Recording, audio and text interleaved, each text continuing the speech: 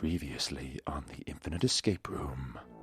State your business in my tomb. Tomb robbery. Do not make me run, I am full of chocolate. Unmolested, suit of arms. Like a tape measure. Okay, the curse is lifted. Bye!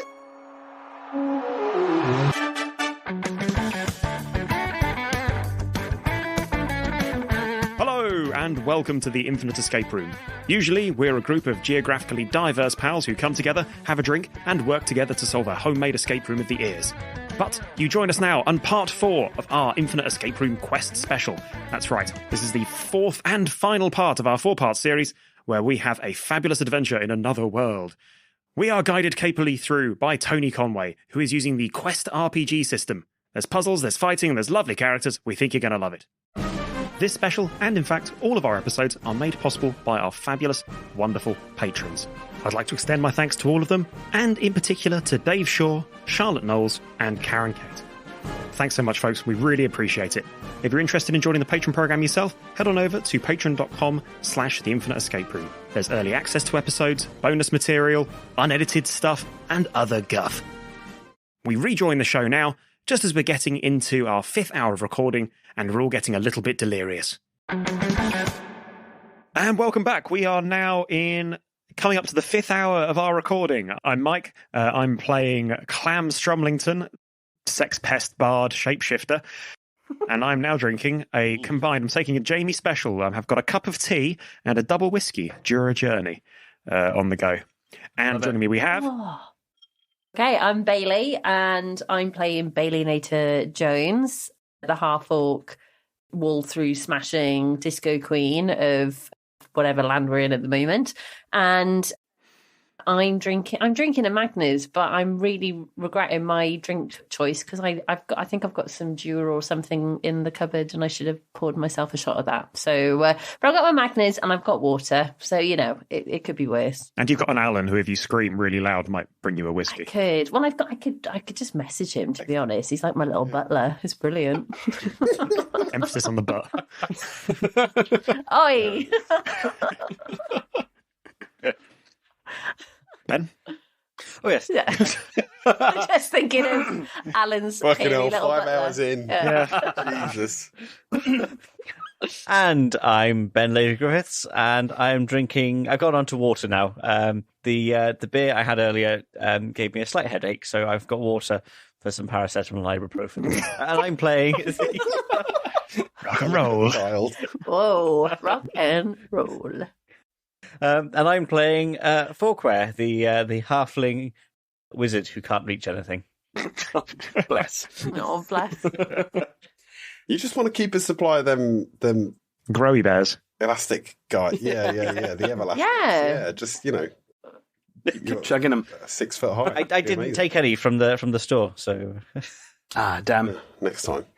And I'm Jamie, and once again, I am drinking my combination of uppers and downers, but this time with my coffee, I've upgraded from a San Miguel to a Baldur's Mead, so we're getting stronger as we go into the finale.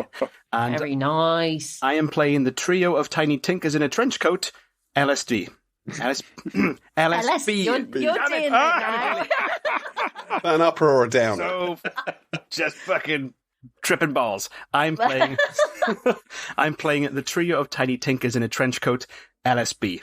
And I'm Tony. I am playing the role of the guide, the voice of every NPC, and the voice of the fiction. And I am also following the uppers and downers tradition in that I've got some ecstasy and some heroin on the table. No, not really. I'm drinking a Brewdog Hazy Jane. It's very uninteresting. Stay mellow.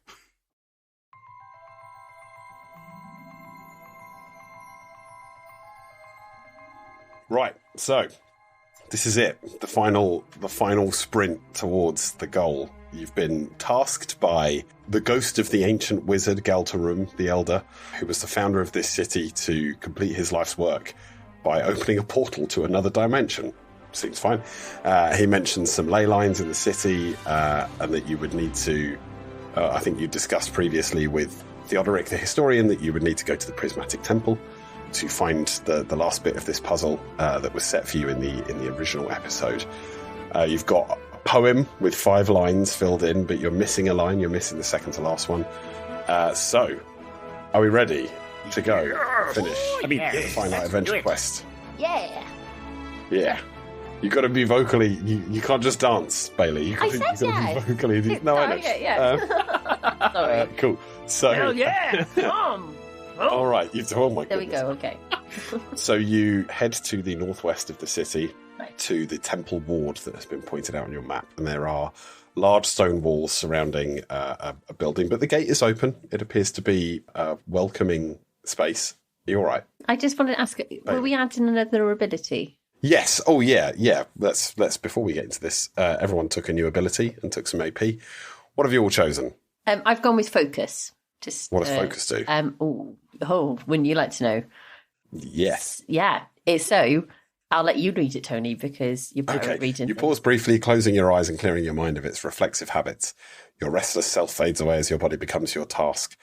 And there's a couple of different ability point options here. So you can either immediately use the flow ability, even if you didn't roll a 20.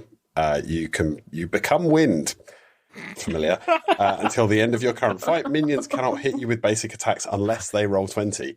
Yeah. That's great. That's really exciting. Being able to just not be hit in a fight, basically. And let's face it, I need that because my rolls You have been doing good. a classic tank build here of just sort of running in and getting the shit smacked out of you. Yeah. Ben, why don't you tell us what you've chosen? Forquare, have chosen telekinesis, so I can move nearby creatures or objects using only my mind, which suits me because I don't speak a lot. If in this podcast. Ever. If I move something gently, then I can actually control it for a 10-second period of time. Or I can forcefully throw something 5 meters away and hit for 2 hit points. I can also use more ability points to up the distance I throw them and damage I deal. Nice. It's very kind of 11 from Stranger Things. Yeah. Who also doesn't say much to begin with. That's true. LSB, what have you gone for? So we've gone for poison, so we can craft a variety of different chemical nasties to do a number of different things, from falling asleep, causing extreme pain, and just outright death, which will be lots of fun. Horrifying. Okay. And Clam, what have you gone for? Clam has gone for Memories of Stone, which, if he encounters a stone monument like a mountain or a canyon or a statue, can touch it to channel its ancient wisdom. Memories of Stone is my favourite Danielle Steele novel. Cool. Okay, let's go. No erotic roleplay. I was going to say. I feel like I 90% of it's coming from you today, Tony. as a Daniel. Yeah, literally like 80% of the erotic role players come from you. And you keep saying, no erotic roleplay though. Mostly me making a very mild sex joke and then reminding you not to follow up. Cool. So Tell me, Canyon, what wisdom do you have? Do me! Oh, I cannot. I must not. It is not allowed.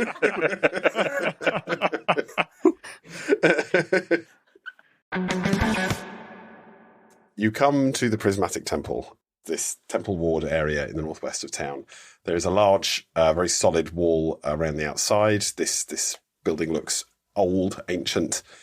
You would guess that it was probably built, around the same time as the Crystal Bazaar was built and Galterum's tomb.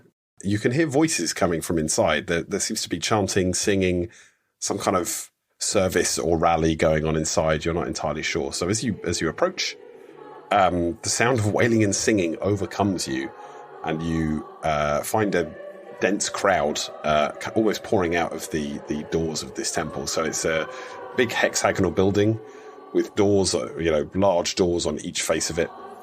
People spilling out into the temple grounds that surround it. There are revelers who joyfully spray each other with coloured paint, powdered paint. Everyone's wearing white robes. Others are standing in tears of it looks like tears of joy and adulation. As you work your way through the crowd, you can see a stage in the middle. There's like a hexagonal dais right in the middle of the temple. You can see a person wearing brilliant robes, white robes with these bright, bold stripes in red and yellow and orange and green and purple and blue. And their booming voice grabs you as if their words are charged with magic. My children, intones this huge bearded man on the stage. It is a blessing and a gift to be with you today. We come together as one, all the same, and with our strength and resolve and faith we may divide into many. And he's flanked by 3 tall, perfectly bald adherents standing behind him on this dais. They're wearing the same white robes as the rest of the crowd around you, but they have an elaborate rainbow pattern down the front, kind of a crisscross of lines and shapes. No, the prophet says, I implore you to leave this place and go out into the city. Spread these words, recruit the many, and watch, always watch, for we are close to our goal. So close to finding our way to the other side, to new worlds unknown.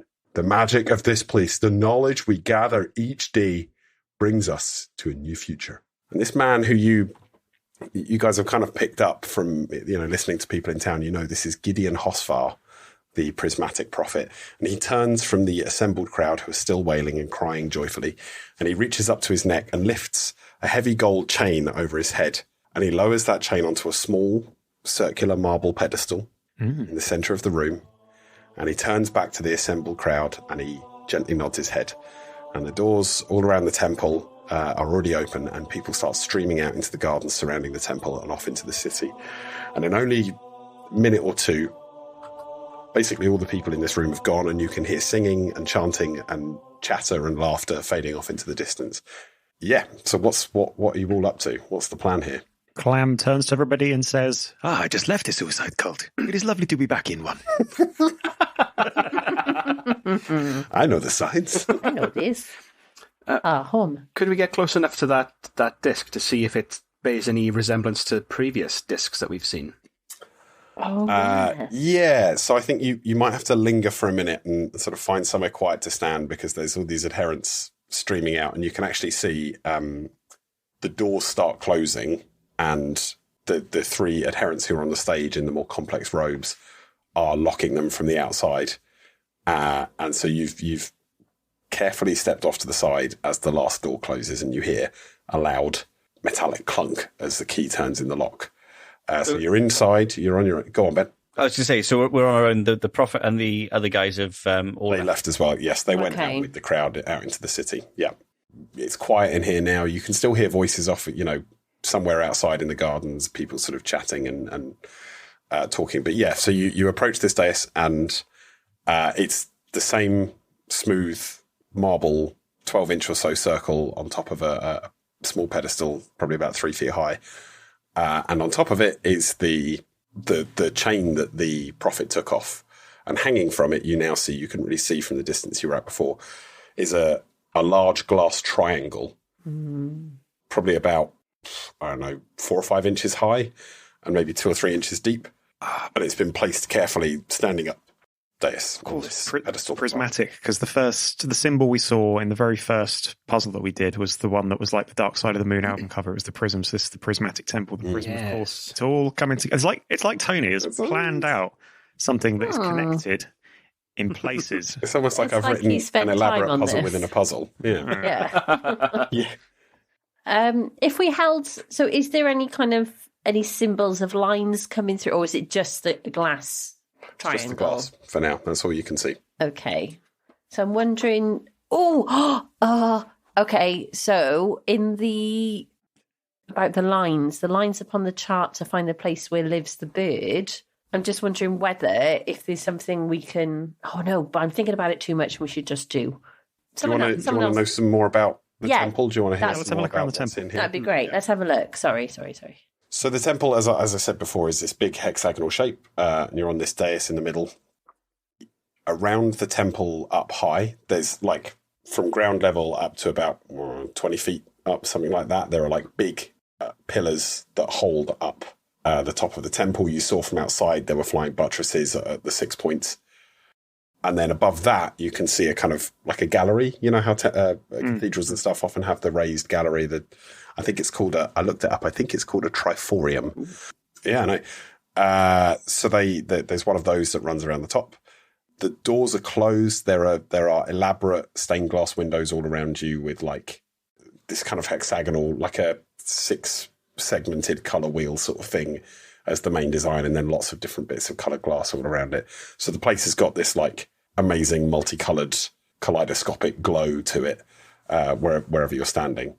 You look up at the ceiling and you can see there is like a glass disc up there that looks sort of cut glass disc up there. That's what you can see.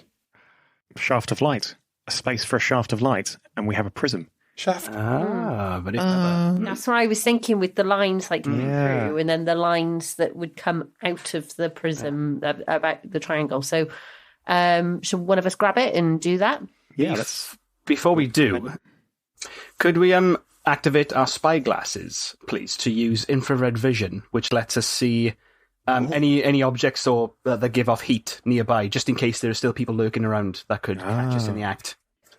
Okay, so infrared vision lets you see an outline of things that are generating heat nearby. This ability works through walls. Okay, you can see that out in the garden there are still, like in the gardens outside, you can still see adherents milling around. You can see, like, the numbers are dwindling and people are sort of going out in the city to preach and witness, whatever you might call it. Yeah, that's kind of all you can see outside. You can't see anybody indoors. It's warm in here because of all the glass, and it's a sunny day. But you can't see any people inside the temple with you. Okay. The coast appears to be clear. Fabulous. I'd also like to, because I know LSB broke his scimitar in the last place, so I'd like to use my kill goals to fix it. Oh, sure. Oh, bless you. That's good of you. Very kind. I'm nice like that. It's okay. Anytime, little buddy. This was I our say manners. little buddy. This is like a Greg Davis, Alex Horn situation. Because, like, LSB. It's Little LSB. Little LSB. Yeah, it does. Like, 'cause you're 6'4", like, with all three of you together. We are So you're towering. not- We are like, imposing. you are. Just happens to be I'm 6'9", so We are towering. We are imposing as we look up to little, Bailinator. yeah. So yeah, Cool, just to okay. fix the scimitar. But we thank you. Great. Scimitar repaired. Cool.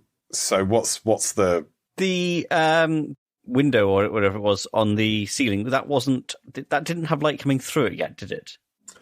I mean, you can see daylight coming through it, but it doesn't appear to be... There's not a strong concentrated... Yes. Are you taking a closer look at this thing? So as you look up, you can actually see from down here that it looks like there's some kind of mechanism on the outside. You can't quite figure out how it works from this distance. It's too far away for you to get the detail of it, but it looks like it's sort of attached to something around the outside, and maybe it can be maneuvered in some way. We cannot see, but perhaps we can. Natural powers, wild aspect, eyes of the eagle. So Fucking Captain Planet. Clam can gain eagle-eyed vision for the next minute by using wild aspect, eyes of the eagle. So anything in my line of sight, so you can see it clearly. It can also detect imperceptible movement from faraway things. And I'll remove 1 AP. Cool. Okay, so you look up at this ceiling, and you can see the detail of this thing now, and you understand that it's a circle. It's not a circle; it's a hexagon. So it matches the shape of the building, and it's got 6 triangular faces. So it looks like it might, like if you can maneuver it right, it might catch the sun in just such a way that it like moves the light out into the room separately. Perhaps just by looking at that, you can't see where that light's supposed to go. You would need to look more around the room. Yeah, I don't know why Clam thought that looking at a mechanism would allow him to understand how the mechanism works. But like, that is a mechanism. You've learned something here that it is a prism that it looks like it's shaped to divide light in some way, or to redirect light in 6 different directions. Yeah, but he's not exactly the sort of person who'd be like, of course, that is a shift gearbox. No, he'd be like, yes, that is a funny piece of metal. Normally crankshaft. Cool. Okay, so shall we split up and just take a look around this room Yeah, please. for clues? All right, So- gang. Okay, so Jinkies. like, I guess one of you is. I guess one of you is going around the perimeter of the room, looking at the edge of the room, something like that. Looking under all the rugs. At the back. Under all the what? All the rugs. They're at my height. Yeah. Trying to find spare change, basically. Or a key. Yeah, it would be a very infinite escape room thing, wouldn't it? That would be a real Ben puzzle. Yeah, I was just thinking that'd you be very look under Ben. all the rugs, so you're dead. Cool. Okay, so there's who's looking around the edge of the room. We'll do that. Okay, so you find you actually find like on each of the pillars that the buttress is attached to hold this thing up, there's actually a staircase inside each of those pillars. They're all spiral staircases. And so you follow one of them up and you end up on that gallery that you can see above that looks down into the main body of the temple. And as you follow it round, you do a circuit of the gallery and you find that like at the middle point of each stretch of the gallery of these 6 sides, there's like a metal bracket that can be angled and moved. And some of them have got like a glass plate in them. So there's one that's filled, if we go, let's say, clockwise from the top, on the first section, there's one that's got like a big blue glass concave surface. So it's like, it's transparent, but it's concave. So it's kind of reflective while also being see-through, translucent. The next one along is empty. It's just the bracket, it's kind of semicircular like that with nothing in it, just the fixings. The next one has a yellow glass concave kind of disc thing like the first one, but it's got a big crack through it down the middle, like it's close to shattering, and you're a bit nervous about touching it in case you break it. The next one has a big orange disc, just like the blue one that you saw first, but coloured orange.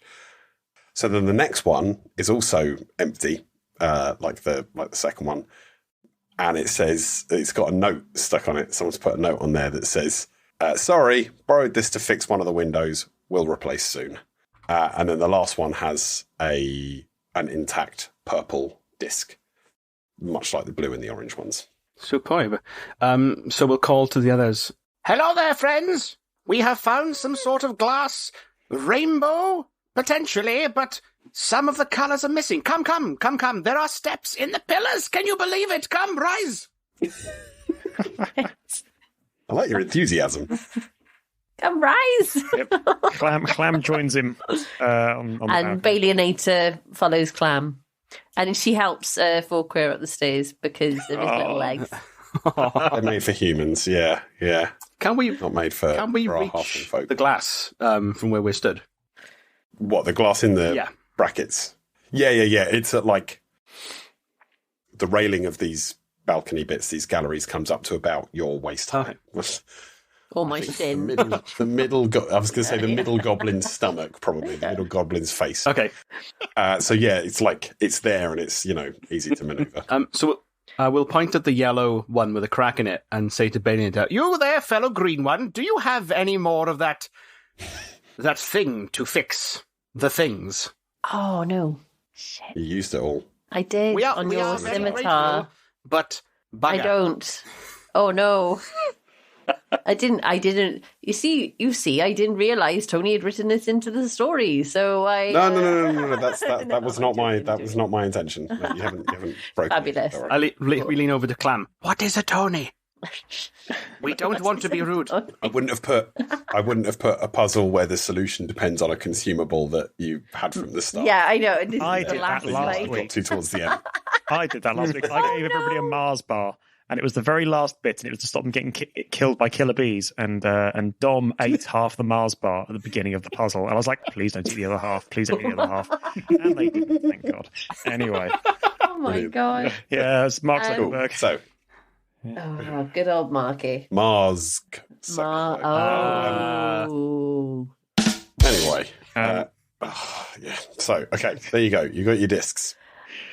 I'm just thinking, just from my knowledge of disco lights and that they tend to be used in a rainbow, we might be missing a red one. I'm just saying that might be the empty. There's a blank one, which one of them that might be red. We had was it two blank ones? There were two. There is, yeah. So one of them might There be are two, red, one with a note. and one's got a note. Yeah. So presumably, So- part of the glass for the other is in one of the windows. Well, can we have a look at the windows? Yeah, so you go back down and look at the windows, and they are indeed complex stained glass windows with loads of different colours in them, and there's a lot of coloured glass here that looks very similar to the glass you're seeing upstairs. Okay, I was going to say, if we look at the stained glass windows, could we happen to see red or green piece of glass in those windows that might happen to be around the right size? So you in fact see there are lots of circles in these windows that are the right shape and colour. It looks like there may have been some economising somewhere along the way, something like that, but there are red and green and yellow circles that are appropriate. So the question is, how are you getting them out, if that's your plan? Oh God! Well, I'm out, guys. I haven't got anything that's going to help, like with anything intricate other than kicking ass. So I haven't got anything. Forquare looks at both LSB and Clam, trying to figure out which one is taller. Gives up and offers his dagger that he still has as a way of perhaps prizing out a circle from the windows. What I'm just thinking, because I'm probably the tallest. I'm probably the tallest. I am, in Bailinator's voice, kind of. Can a third of LSB kind of stand on my shoulders, and so we'll be higher again? I'm just thinking it depends on where these bits of glass are, so we can just get a bit of height. I don't think you need to. These windows come down to it would be uncomfortable and your arms will get tired, but you could reach some of these lower circles. They're around the edges of the window. Oh, okay. Well, okay. I take Forquare's dagger and I prize out a yellow. We don't need a yellow one. Oh, we do. Why don't we? Yellow's got a crack. Oh yeah, the yellow one's broken. Right? Yeah, my bad. Thank you very much. Shut the fuck up, Michael. Why don't we take a roll here? I just spoken. And let's see how subtly and successfully you can. Oh, okay. Didn't mention there were rolls. Oh Jesus! All right. Well, my dice haven't been very good so far. Oh. Oh my God! That's a critical failure. Oh my God! Okay. Just it's like an Adam Sandler film. Yeah. So you offend God. Everything goes wrong. It's like Anchorman or something. Jesus, I'm sorry. The dagger breaks in your hand. Great. The dagger snaps. So you got to find a different way around this. And you also crack the glass, and this bit falls out and smashes on the paving slabs outside. Now the consequences of this will become clear later. So let's carry on with the puzzle, and then we'll return to this. Bailinator goes and punches a wall. No, not the glass wall. You roll again. I don't. Okay, I have a more delicate way. So you've, I was going to say you've learned your lesson now. I won't make you roll for the rest of them, but I wanted to introduce some level of jeopardy. Go ahead, Clam. Go on, Clam. Clam has a very simple way of getting these out delicately. The power of sucking. Form of an elephant. So Clam, in the form of an elephant, is going to stomp over to he'll find another yellow piece of glass, affix his trunk to it, and slurp, and kind of just pull, kind of like hoover it off with his trunk. Okay. It's still go horribly wrong. Okay, I mean, all right. No, so we've the first roll was to teach you to see what the jeopardy is. Now that you've learned that, I think we'll accept the elephant suction as quite a good solution. We're going to accept the elephant in the room. This isn't the most subtle way you could do it, stomping around as an elephant inside a temple. But it's fine. You managed to get... I don't need to see this. Oh, it's just miming having a trunk. It's a very distressing image. So you managed to get your 3 discs. You managed to get your I think it was... what colours were we looking for? Yellow, red, and green. Red, green... Yeah. So you managed to get hold of these discs, and you take them upstairs, and what do you do with them? I guess you're putting them in the brackets, but what next? Form of a man. I suppose we need a light source. Do we need a light source? No, because they come out of the light source. Are we able to angle them, or just jimmy with them in general, to see if they catch the light? You move them around through many different degrees, but they don't appear to be catching any particular light. So you've got the prism in the middle of the room, you've got these around the edge, you've got the thing in the ceiling that appears to be attached somehow to some kind of mechanism, but you haven't figured that out yet. Oh, So- God. Okay. Forquare says quietly, hoping anyone else can hear, I think we need to open the hatch in the top of the ceiling shine the light through the prism and capture the light from the prism into these coloured glass bits. Oh, that is a fantastic plan. Sounds like, yeah, I'm up for it. Come on, let's go. How do we do this? Yes. How do we get into Forquare just shrugs. Forquare, did you not gain the power of telekinesis? So the bit in the ceiling, is that what you would call nearby? How are we defining nearby? Is this the book definition I mean, of nearby? I could always turn into a pelican, put you in my mouth, and get you nearer. You said it was like one turn. Yeah. It would take one turn for you to get there. Nearby is yes. So I support the on the wings of clam solution. Okay, so I'll turn into a pelican. Sorry, form of a pelican. Which takes my AP is going down real quick. Oh man! And telekinetically inform Forquare that he can get into my pelican mouth, and we'll go for a little adventure. You're a giant pelican. So you, as Forquare's a very little man.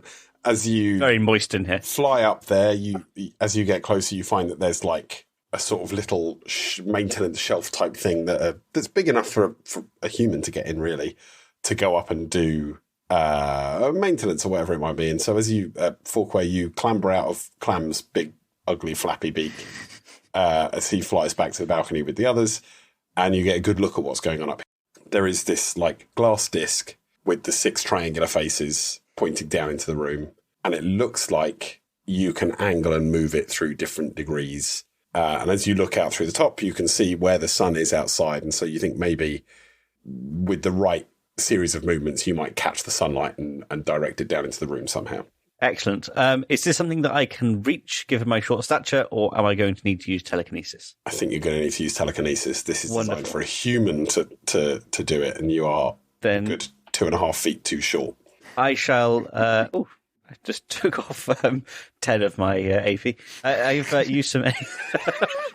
Whoops.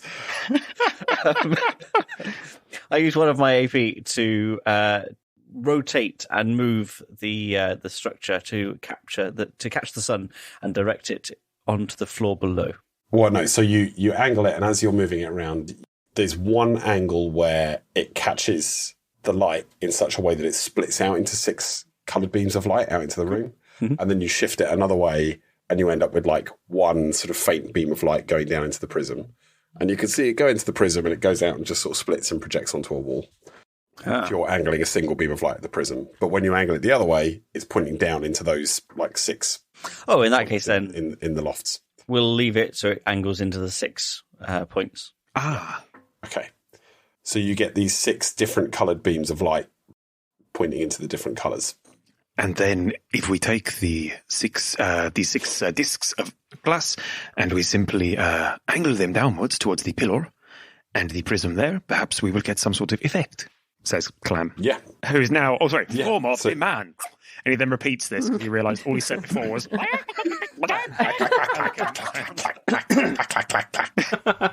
think that's the noise that a pelican makes. Clack, clack, clack, clack, clack. Yeah, so you recount the others. I guess you all angle these convex mirrors towards the prism right in the middle of the room, this amulet that the prophet was wearing. And there is a strong magical current runs through the room. You all feel it. Even the mundane among you feel this thrumming energy, if you'll excuse the really gross choice of words, as the amulet begins to glow and it raises up into the middle of the, like right into the center of the room, and then it shatters into 1,000 pieces. And in its place, hang on, let me find the description of this thing. Sorry, I've really ruined the dramatic. It's fine, we can edit it. It's fine. Well, I say this is like the transformation in Beauty and the Beast, except if the Beast just kind of stops halfway through his transformation. And wait a minute. Just couldn't remember what the thing was called. I'm wondering if there's going to be a prune or a date in there, because we've had currants and raisins. Oh my God. Ben. So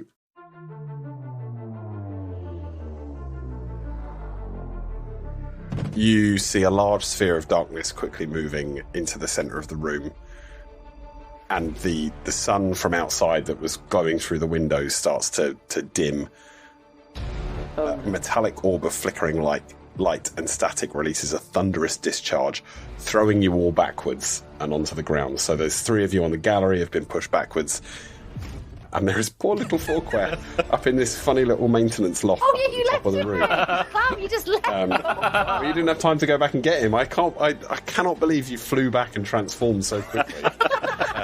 Yeah. Just talk to us. So in the centre of this room is this metallic orb, which is pulsating with a sort of malevolent energy and has just thrown you all backwards. What do you do? Oh, God. Can I very quickly teleport back down? Yeah. You could blink down onto the gallery. That would make sense. There you go, come back down. A little nervous fart. You've teleported back to where everyone else is. Yes. Great. I love it. Just one easy target. Cool. Okay. Right. So, what do? There is this thing that has just blasted you backwards. It's oozing malevolent magical energy. I feel Bailinator Jones has not been very well equipped for any of these tasks, really, because it's all magic and she's got no magic. So I think maybe things are different this time. Trust your heart, but she's not in reach of anything. Swing away.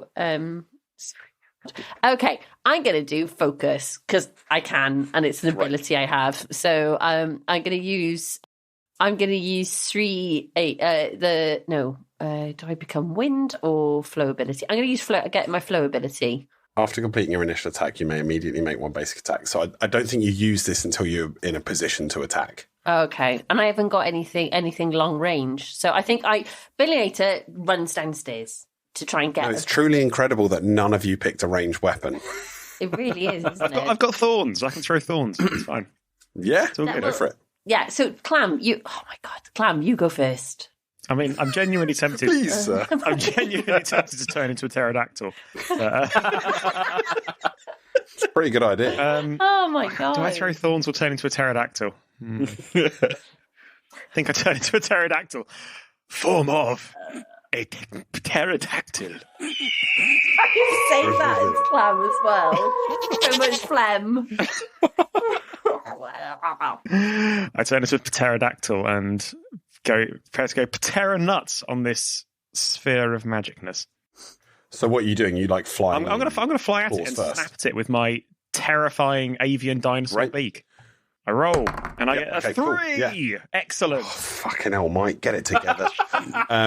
None of us. Okay, so you swing in for the attack, and this thing, you are not expecting the wave of energy that this thing is projecting, and as you come to hit it and you go in with your claws, there's a searingly painful, but as you make contact, it's like burning sensation on your pterodactyl claws, and it flings you backwards, and you're flapping around.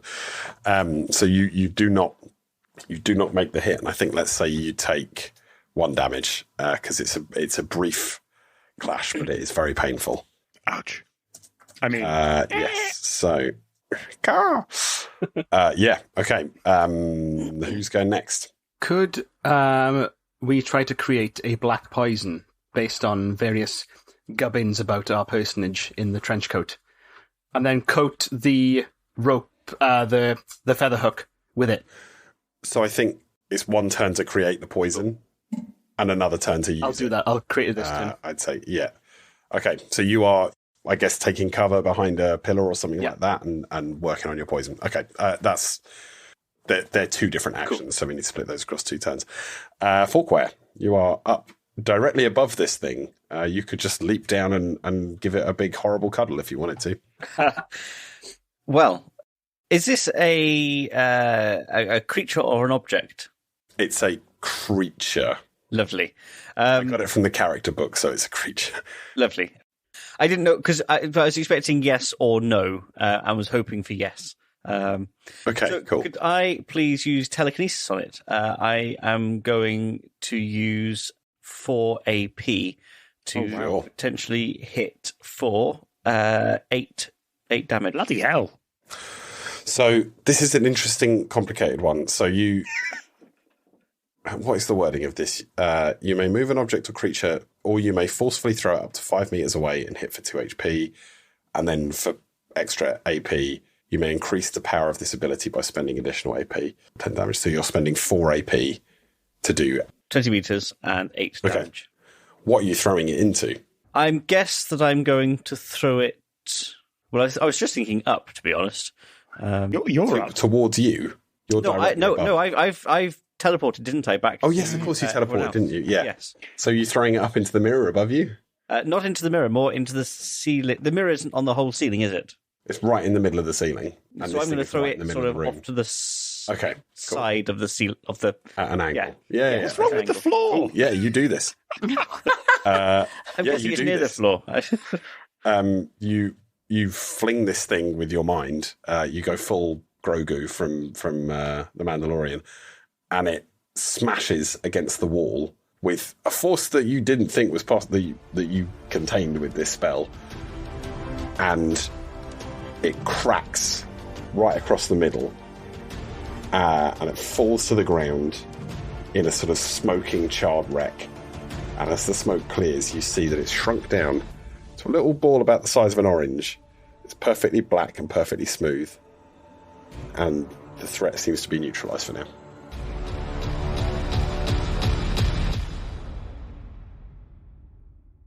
Bloody hell, Ben one-hit killed it. Wow. Yeah, you did. Fair play. Oh, God. So Jamie's now got mega poison. Bailinator didn't take any damage in that fight, so that was well done. That was the result of the run. I didn't do anything. Like everyone else went, and like Bailinator was like, "You go first." Team's got you. Yeah. Like, cool. So that's it. Yeah. So now that you all have a chance to catch your breath, you've got this little black sphere on the floor, and on the pedestal in the middle of the room, there is that familiar little leather bundle waiting for you. Form of a man. Clam would like to go and look at the bundle because he feels that really he's not looked at any bundles yet. He's going to go and have a look at that. Okay, so Clam, you take a look at the bundle and you find inside it that familiar handwriting and one line of text with a tear across the top and a tear across the bottom. And the line of text says, "Her flight is true, her wings unbent, her beak is long yet makes no sound." So if you're lining up the tears on the piece of paper that you've got, that goes in at the 5th line. So I will paste that in. Shall I read the whole thing out loud now? Yes, please. Just 3 more lines will show the way to fame and fortune, hearth and home. To find the first, follow the signs beneath the sparkling crystal dome. The elder's tomb provides a second, and holy place reveals the third. Then scratch these lines upon the chart to find the place where lives the bird. Her flight is true, her wings unbent, her beak is long yet makes no sound.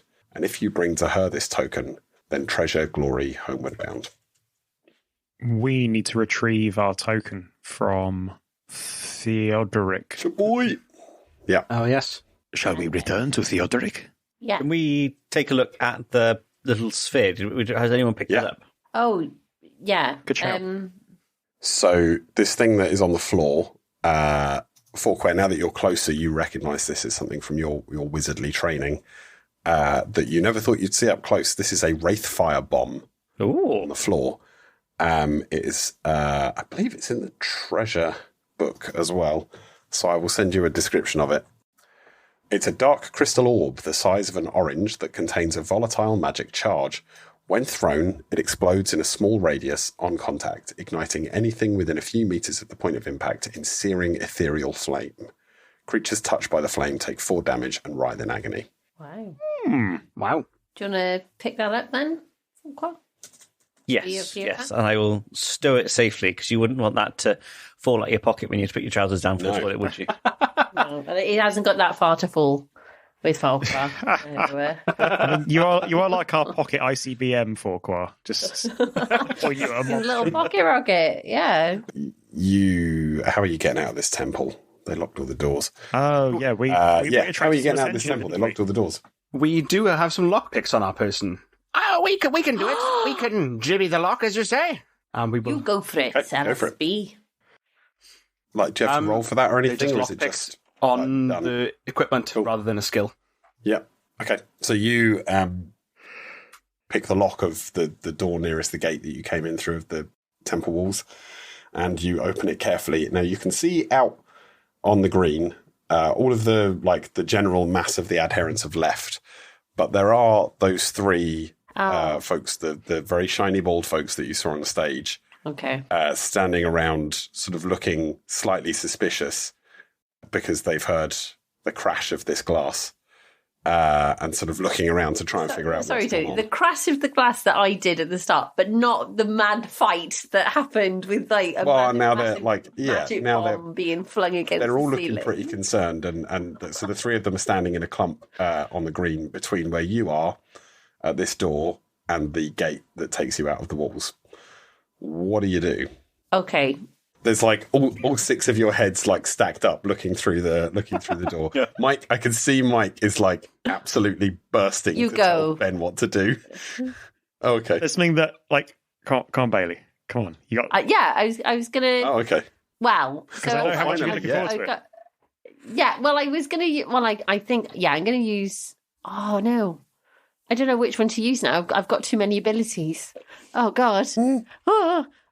What's the one that you wanted to learn from Yeah, before we started the game? Come on, let's do Yorp. Yeah. Yeah, let's do Yorp, and maybe scare. Would you class them as minions?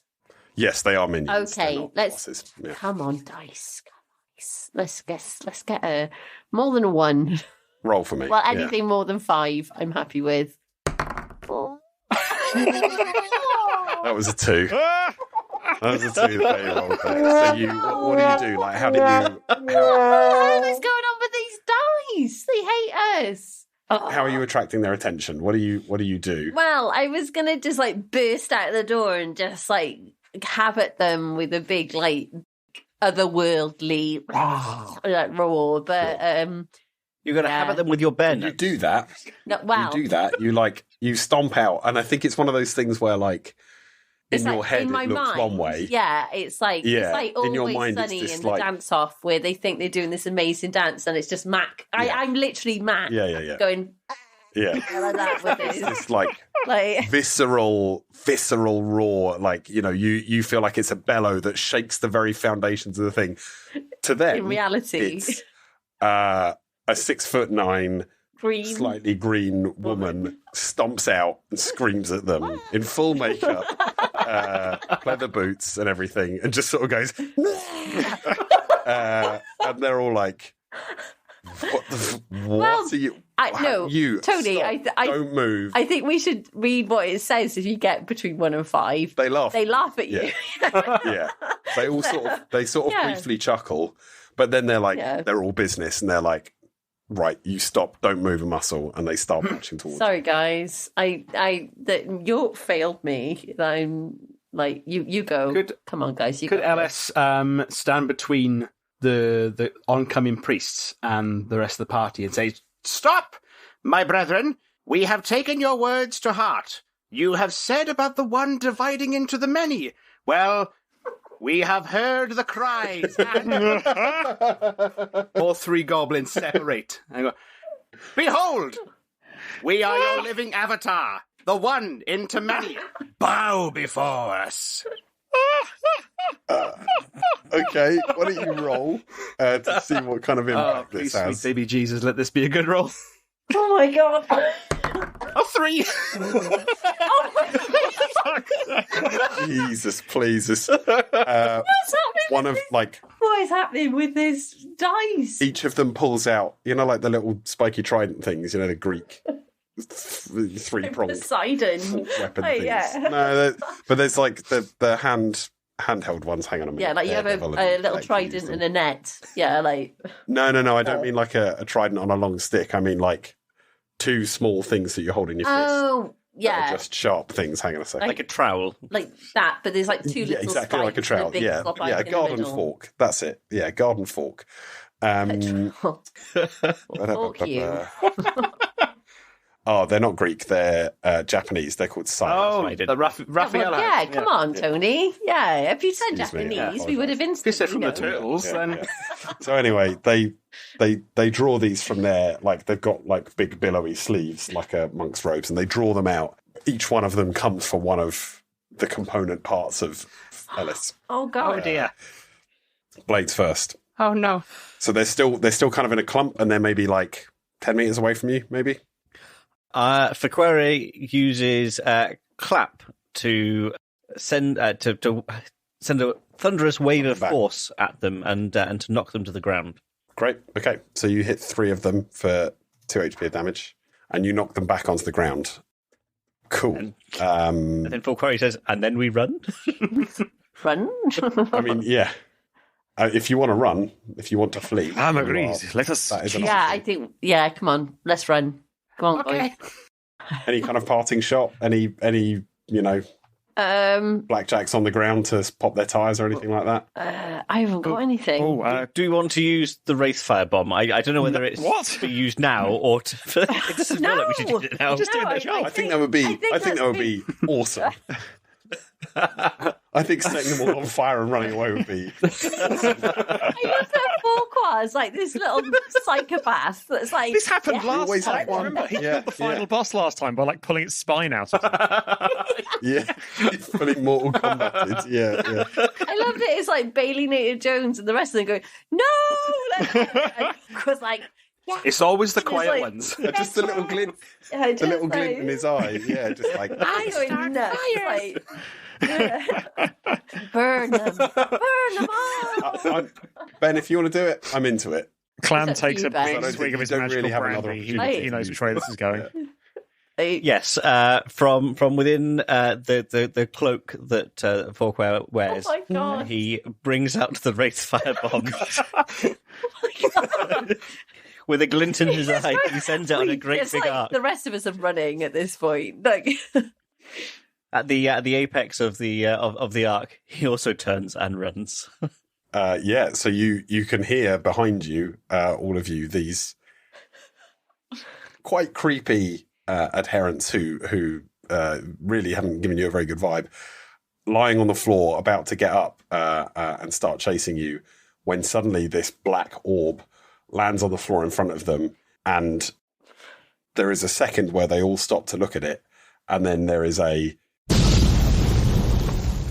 as it blasts out this orb of fire which engulfs the 3 of them, and you can just hear sort of tortured screaming behind you as you run out of the walls of the temple. But we don't look back, because that's not off into the city. back. let's keep running. Don't look back. Oh yeah, do we get and- like and the don't cool mess kind of with slow-mo Forquare. frame while we're all like running with Cool flames? guys don't look at explosions. They blow stuff up and they walk away. Yeah, I don't know if Spotify will blacklist us for using copyright. LSB jumps Yeah, back. or we I'm just just get looking blown at- to safety. I'm just looking at the last roll column on my guide sheet, and it's 6-2-3-3. Like, really, what We're a not stinker. competent adventurers. Hey, but wait, Yeah, it's rolling the die. It's like there's not so much you Indeed. can do with that. yeah. That's So, bad luck. you going back to Theodoric? We are guys? going back to Is that the Theodoric's plan? place, yes. Yeah. We must Yeah. retrieve the little disky thing. Yes, so Theodoric welcomes the 3 of you in, still books everywhere. You can see that like a lot of stuff has been brought down from the shelf, and he's been trying to decipher the icon in this token or understand what it means. And he goes, well, welcome back. It's truly wondrous to see you. How has your adventuring been? Have you uncovered the secrets of this path, this challenge? Maybe? Is somebody more in character smart Kinda. to reply? Oh God. We None of you. bring No. up we bring up the dossier that we copied the pose from and go, we got this? And he looks at it and scans the line. And he goes, scratch the lines upon the chart. And so he pulls out the map that you were looking at before and lays it out on the table. So what are you doing with this map? How are you? Hello, listeners. Editing Mike here. We're working off a visual representation of the map. If you'd like to follow along at home, you can also find this in the show notes. I've hidden it as a link so as not to reveal the solution too early.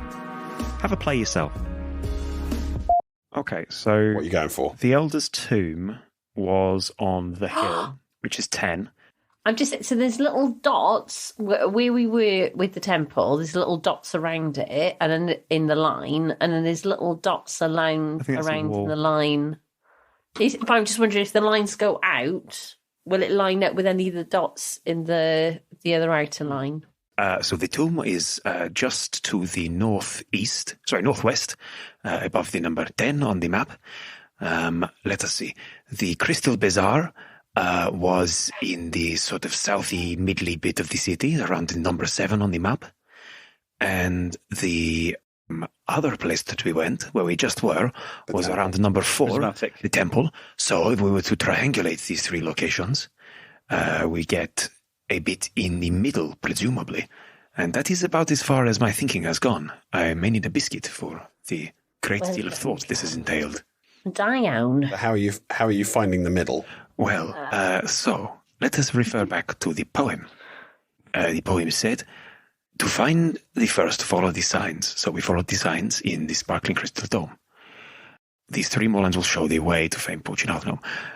Scratch these lines. The Elder's Tomb provides the second, and Holy Place reveals the third. Then scratch these lines upon the chart to find the place where lives the bird. So we need to find the bird.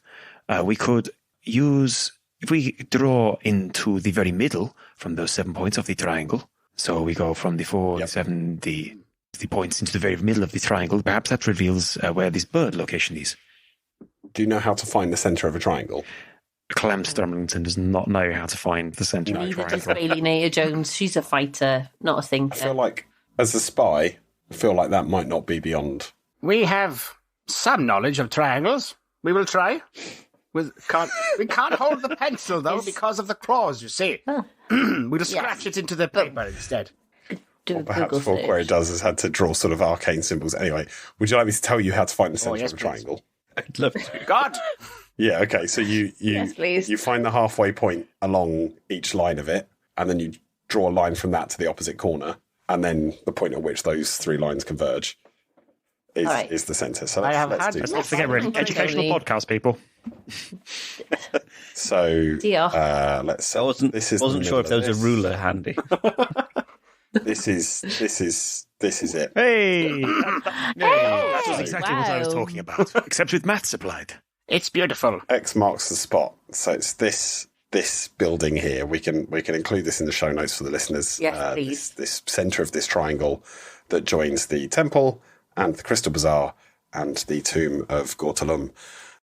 So, are you heading there? Let's take all of What our are you doing? things. Let's go. But can we Go there. I'm just thinking, because I've got 6 HP. I don't know about anyone else, but could we just have a little, just a short little afternoon break, just to Yes. by all means. kind of get back up, because I don't know what the hell we're going into. So LSB's already asleep. It's probably mid-afternoon or maybe early evening now. So if you want to have some dinner and have a sleep, and then we can go there in the morning, then that's fine. that sounds good. Dinner and a sleep. Cool. I will Brilliant. shut Yeah, this. with all 3 goblins legging it from the temple, our little legs are tired, bless us.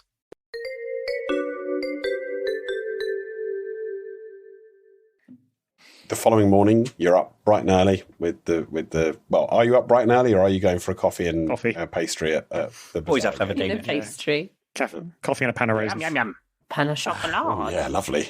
Cheeky bit of buffet. pen pat. So you head into the city, and you find this point on the map, and it's a fairly unassuming like set of apartment buildings and houses and shops, things like that. But you can see through one of the doors that leads into the courtyard in the middle of it. It looks like there's kind of a statue, or like a little statuary, a little sort of sculpture space with lots of little carvings and models of birds. So how are you getting in? So this door is locked. You can see through. It's clearly people live here, but what are you doing? So, could we first use the old spy glasses to check to see if there's anyone inside using the infrared? Yep. Go for it. A peep and see, are there anybody inside? The coast looks clear to you. You can see like people in the shops, and you can see people in some apartments and stuff, but there's nobody in that square. It doesn't look like it's, a busy place. It's just sort of communal gardens in the middle of this building. The coast appears to be clear. I could lockpick the door if you wish. Go for it. I'm going Go to for it. try and lockpick the door. You feel the lock gently yield, and in you go. And yes, you find this sort of little statuary of all these different birds, and they've all been carved sort of in different ways. Some of them are carved out of stone, some of them are made out of like hammered copper and things like that, hammered brass, all sorts of different shapes and sizes. Some of them are sort of in flying positions, swooping, and some of them are just standing and looking, and others look like they're preening themselves and stuff like that. There's a little breeze that flutters through the courtyard, and you hear a kind of hooting, tweeting, cawing, like all of the birds around you make these sort of gentle, different sounds. Someone's, they've got like little hooters and tweeters and stuff inside them. So what do you do? We'll just appreciate the sound for a good few minutes. Yeah, just take a minute. I think we need to. I think we might need to locate some of these statues, some of these specific statues. Her flight is true. Her wings unbent. Her beak is long, yet makes no sound. Perhaps we need to find a statue or set of statues which meet these criteria. That's a good point. Because some of them are they all making sounds? Some of them, Tony? Did you say? It's hard to pick out which ones are and which ones aren't because the breeze, there's like 50 of them. Like it's like a really elaborate little thing. Do you want to take a look around? Do you want some more details? Yes. Do you want to know? Yeah, we all kind of split up and take a look around. So around the outside of the place, there's like the back doors of all of these different shops that are on the ground floor. There's a baker and a leather worker and whatever. The birds are, all different shapes and sizes, all different breeds, all sort of flying. Some of them have got their beaks open like they're singing and that sort of thing. And below foot, there's a really beautiful kind of compass shape in the middle with like north, south, east, west on it. And then it's got a second arrow kind of tilted off to the side on the north. More northeast or more northwest? Let's say northeast. Good, because that's what I drew. So that's good. Thank you, Tony. Cool. Oh, before we go any further, could I bricolage a poison trap at the entrance in case somebody comes in? Not supposed to. Sure. I've got my mega poison, so sod it. Let's use it. Do it. Caretaker. I spend an AP to create a small poison trap in the floor. Yep. Brilliant. Okay, with the black That is poison correct. that you made They will before. die. Which does, just commoners and minions instantly killed bosses. We cannot afford to be seen. Yep, so you've set that up. That's great. Gonna ruin somebody's lunch break. So what? So how are you whittling down the birds? What are you looking for specifically? What physical features are you looking for? Long beaks. Yeah. Yep. So there's probably 7 or 8 of them that have got unusually long beaks, substantially longer than any of the other ones. Wings outstretched because her wings unbent, so those with wings outstretched. Yep. So there's among those ones, there's probably like 5 or 6 of them that are like straight out, look like they're gliding. They all seem to be the same kind of bird with this very long curved beak that seems to do some kind of distinctive gliding. And then, So you've got 4 or 5 that look like that. so for the one that says that her flight is true, do we then look for statues that are facing the secondary arrow? Or do we find birds that are facing true north? True north. North. Yeah. Yeah. So you've got these 2 arrows on the floor, and you can see 2 of these birds. Oh no, sorry, 3 of these birds are all pointing in the direction of the second arrow, which is so the first one would appear to be magnetic north or something like that, magic north, I don't know, thalamic north, and the second one is proper geographical north as it relates to the equator. And you know that you've talked to Theodoric about that. You've all travelled, like you know this stuff. I did not know this. So you've got Great. So you've got 3 of these birds left. We could perhaps just stand by each, pick a bird a piece, and see, do they make sound? Is if we just so I'll go to one and put my ear next to it. And Okay, so everyone's Right, we'll go to standing one, next put to my one. ears. Are you just waiting for the wind to blow and hoping? It's quite a still morning. what? So they only make sound if the wind blows through it. Yeah, they've got like whistles, different kinds of whistles can we inside. blow that? Is there a mouthpiece? Can we blow Now we're them? talking. Yeah. So you I feel I've missed an opportunity. No clam. No clam. you blow into the beak of the first bird. behave. And it makes a soft hooting sound. And you blow into the second one, and it makes a sort of shrill, twattering sound. That's that. And then you blow into the last one, and there's no sound at all. It's completely silent. That's the bird. Who's got that one? I mean, you've just been wandering around blowing into birds. Everyone else has been standing there watching you slightly. Oh, well, it was me doing that. Oh, okay, well, I've got it in my hand then. Yeah. It's like, I've got it. Great. I've got it, guys. I got it. Yeah. Well, it's a good thing that anybody who is spectating this is going to instantly die the second that they come into the Yeah. What do you do? I got a reputation to uphold. Well, we've got the bird. So what was the other thing? So the flight is true. It was facing the right way. We'd need to present to her the token that we have The from token. the very first. Yeah. Who's got the We token? didn't pick it up. So apart, No, we did. We grabbed it from. That's what. Okay, Okay, cool. cool. You did. Yeah, You upon that did. realization, Let's say Ellis you've taken legs into it. No, the trap. my. Yeah. So you place the you place the wooden disc with Galterum's sigil on it. The bird turns its head. This small brass bird turns its head to look at you, and its eyes glow, and it flies up into the sky. And it flies directly up in a straight line, and then you see 3 beams of light converging above you, coming from the directions of the bazaar and the temple and the tomb on the hill, and they all converge on this bird. And then a beam of this light that seems to contain every colour that you know, all those colours that you saw in the Prismatic Temple, shoots down into the ground, into the centre of this compass between you all, and the ground starts to crumble away. And as you all step backwards, there's a vortex below you, and you look through it, and you can see familiar features. You can see things you've seen before, things from the Infinite Escape Room, and you can see Gavin, the plain walking rabbit, and you hear from behind you a crash and a sort of spray of liquid sound, and you see the prismatic prophet trying to force his way through the door, being sprayed in this black poison, and staggering backwards, this creepy cult dude, as the 4 of you leap feet first into the portal and back.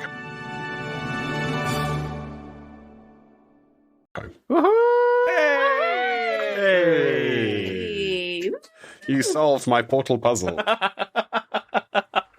Well done, Tony. That was an incredible That was adventure. amazing. Thank you so much for that. That was brilliant. Thanks, Tony. That was. Yeah, that was fun. That was Enjoyed brilliant. That was great epic. fun. Yeah. Yeah. So good. Oh my god. Listeners at home, we just hit 6 hours and 7 minutes for the recording. Shit me. Wow. man. Which is a record for the podcast. So we won't do the usual debrief length at this point. No. But I mean, I just want to say this was amazing. I love the quest system. Yeah. It's so light. It's great for It's stories. It's great for great. this kind of thing. Easy breezy, innit? I had a really great time. Tony, you did a really just incredible job at putting all that together. The story of the characters, the puzzles. I had a real blast. It was really good fun and a good laugh. Yeah, and I want to try and be part of this again. I don't know if I with the GM and stuff, I could give it a go, but not in like tier or anything, but just in general, it just seems really good. I just wish the dice had been a bit more on our side, so we could have. They seen really the full turned against power us. Of York. Yeah, and, in the back third there. Yeah, and I just wish I'd used maybe some of my abilities that had higher AP to use on them. But yeah, no, really, really good, really, really, really good. Thank you, Tony. Thank you. Absolutely brilliant. Yeah, can't really add anything to what everyone else said, but it was a hell of a lot of fun. I think complements like the Infinite Escape Room system really well, that we can just be creative and batshit bonkers with the kind of stuff we want to do. But there's that little element of combat and dice rolling to go with it that gives you that RPG feel rather than D&D, which is heavy with rules and stats. This is perfect. Thanks, Tony. You're very welcome. Yeah. If people are interested in finding out more about the game, buying it online, you can find it at adventure.game. I think they're not shipping physical versions of it outside the US at the moment, but you can get hold of the whole system. And they've got a new set of roles coming out. There's 8 roles. We only use 4 of them. But they've got another 8 roles coming out later this year, I think, that are kind of in a cosmic fantasy vibe rather than a traditional fantasy vibe. I had a lovely time doing this. Thank you all for engaging so much, especially I think after that first puzzle, we really found a kind of the groove of what we were doing with these characters and that blend of the puzzles being not, you really engage with the idea of there not being one right way to do it, which is what I wanted to do. I wanted there to be like a goal and obstacles, but I didn't want it to be like put key A in slot A every time. So that was really fun and really rewarding. I had an enjoyable time writing it. And now I'm going to go and eat a lot of curry. Yeah, well deserved. You deserve it. Yeah. I'll eat so much that maybe I'll be able to teleport. That's the plan. Well, I'll take us out then. Well, everything that Tony's just talked about as well will be in the show notes for this and all of the previous episodes. If you've just come to the last episode, then what the hell are you doing? Go back 3 or 5 or however many this turns out to be. So thank you very, very much for listening. You can subscribe to us on all of your favourite apps, feeds, iTunes, and at our website, theinfiniteescaperoom.com. You can also follow us and get in touch via Facebook and Twitter. We are at tier_podcast. If you've enjoyed the episode, and we hope you did, then you can either share it with your friends, tell people how cool it is, or alternatively just join our Patreon program, where we've got unedited material, bonus episodes, and more. Anyway, we love you lots, and we'll see you next time on the Infinite Escape Room. Goodbye now. Bye-bye! Bye. Bye-bye. Bye. Bye.